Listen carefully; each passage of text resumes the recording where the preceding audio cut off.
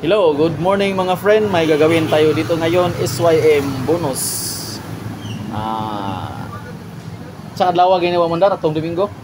Oh, nung Linggo hindi na to mandar, pero nang kagabihan ng Sabado, maandar pa ito. Titingnan natin kung anong sira nito para makita natin. Halika, tuturuan ko kayo step by step kung paano natin ito-troubleshoot ang ganitong problema ng motor. Unang-unang gagawin natin dito pag ganitong senaryo, check muna natin yung compression kung mayroon ba. Tinry kong kick, mayroon naman. Susunod, tingnan mo kung may gasolina ba. Dito nakita ko okay naman, may gasolina namang dumadaloy. Susunod natin i-check yung kuryente. Yan natin dito sa spark plug.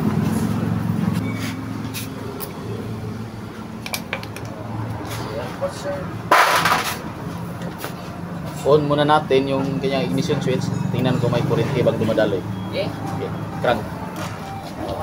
Walang kuryente. Kaya kahit pinalitan ng may-ari ng bagong spark plug, bago to, wala pa rin, hindi pa rin umandar kasi ang problema nito walang kuryente. Dito tuturo ko sa inyo step by step kung paano tayo maghanap ng kuryente ng ganitong klaseng motor. Kapag nag-check ka pala ng kuryente ng motor, alamin mo muna kung naka-AC type ba yung motor o naka-DC type. Ito ang ganitong motor. Ito, chinik ko ang linya ng kanyang stator. Ito pala ay isang AC type na motor, alternating current na motor. Tingnan natin kung may kuryente bang lalabas dito sa kanyang stator coil. Unang-una, tingnan mo muna kung may kuryente bang lalabas dito sa kanyang stator coil. Ganito lang ang pag-test niyan. Ganito lang mag-test ng AC type na stator coil. Yung black na may lining na red, touch mo lang sa body. Tapos i-kick mo. Kick dominant. Tapos ang sira nito, yung kanyang stator coil, walang kuryente kundi.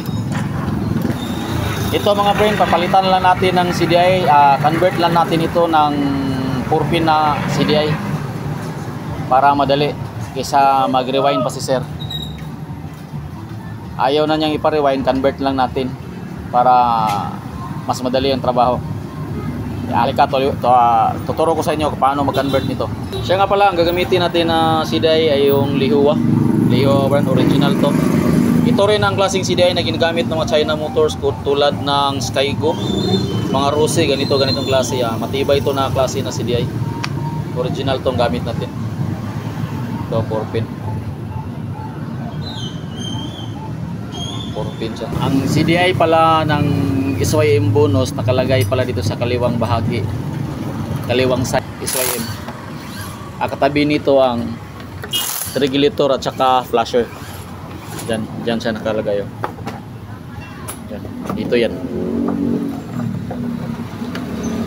Para madali nyo mahanap. Hanapin nyo sa kaliwang bahagi.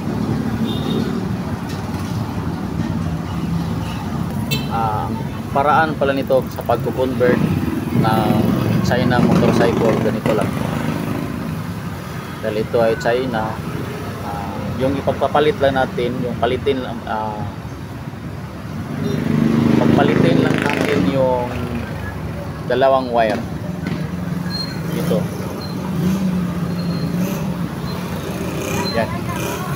Itong white na may lining na black, itong black na may lining na white at saka itong black na may lining na red, pagpapalitin lang natin yan. Pagpapalitin para hindi na kayo malilito kapag nag-convert kayo, lalo na kapag kayo ay baguhan. Ito lang gagawin natin. Hindi masyado makita, walang taga-video. Itong linya na ito. itong black na may lining na white at itong black na may lining na red. Ito lang yung pagpapalitan natin. Ang gagawin natin dito, yung black na may lining na white, ito yung ating kill switch. Siya ang gagawin nitong accessory wire patungo sa ating 4-pin na CDI. Ito lang siya. Subitin lang natin yan. Tapos ang ginawa ko dito, ito yung black black na may lining na white gamit natin. Pinotol ko dito, pinotol ko siya yan, tapos itinap ko sa accessory wire itong purong black ito, dahil ito yung accessory wire ng ating motor.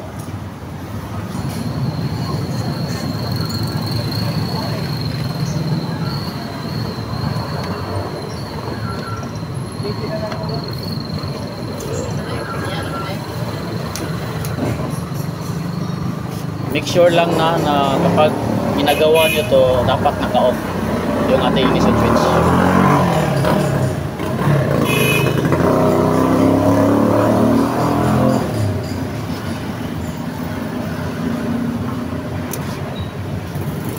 So yung black na may lining na red, lalagay natin sa gitna sa pwesto. Yan. Susok natin. Saka itong ginagawa nating accessory wire, itong black na may lining na white,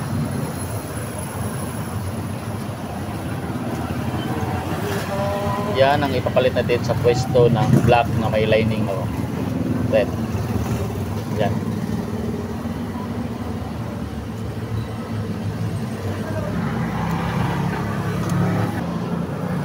Take note mga friend, kapag ang pinagpalit nyo na CDI ay yung original ng Honda XRM, ang gagawin nyo, itong green, purong green, at saka black, yung pwesto ng ating accessory wire, pagpapalitin nyo din yan. Yan lang. Yung ating accessory wire, itong ECC, ginagawa natin, saka yung kanyang ground, pagpalitin nyo na rin ang pwesto. Kapag CDI ng XRM ang gagamitin nyo, kasi magkaiba yun ng posisyon ng kanilang wire. Pero kapag ang ginagamit nyo yung Lihowa na brand, kagaya ng ginagamit ko, ito lang ang galawin nyo, itong dalawa, para madali. Pero para kung mas madali, gumamit lang kayo ng Lihowa na brand na CDI, yung pang Skygo para mas madali. Salpak natin yung CDI.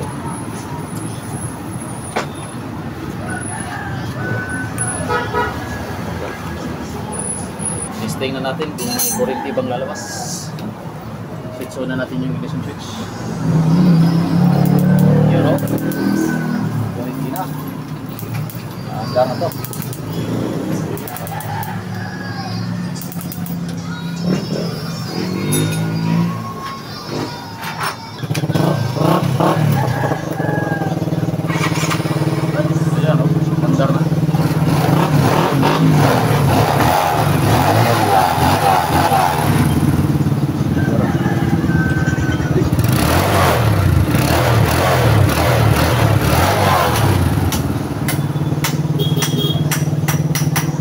Try natin patayin.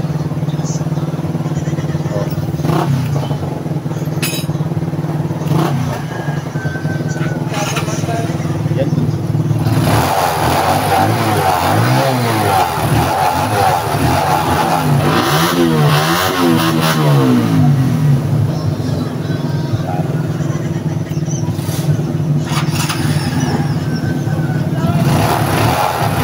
May kompetensya na.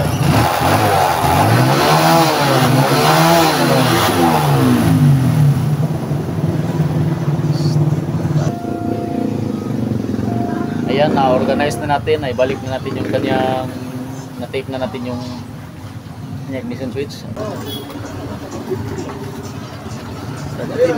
Start natin ulit mga friends. Ayan. Tara.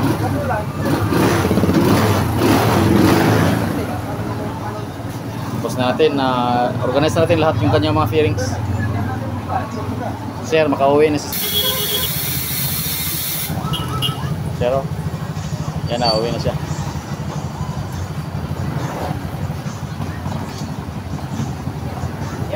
Okay, thank you.